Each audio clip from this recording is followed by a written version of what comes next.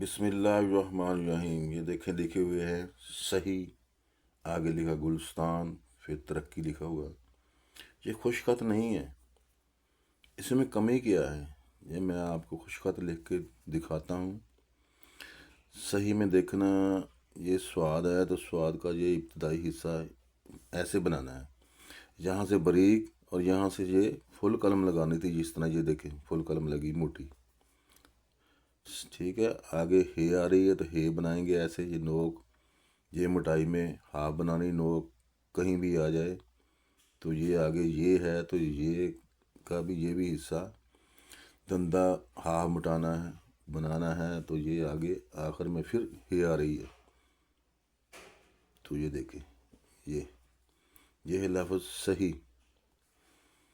اسی طرح گلستان ہے تو گلستان کے لیے جس طرح کاف الف کاف بناتے ہیں اسی طرح بنانا ہے۔ دیکھیں یہ الف ہے، یہ کاف کا حصہ ہے، ایسے سیدھا یہاں اس میں ملا دیں گے ایسے، ٹھیک ہے۔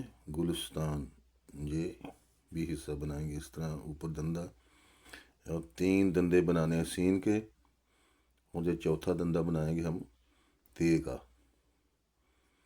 تو یہ تے کے لیے اوپر گئے،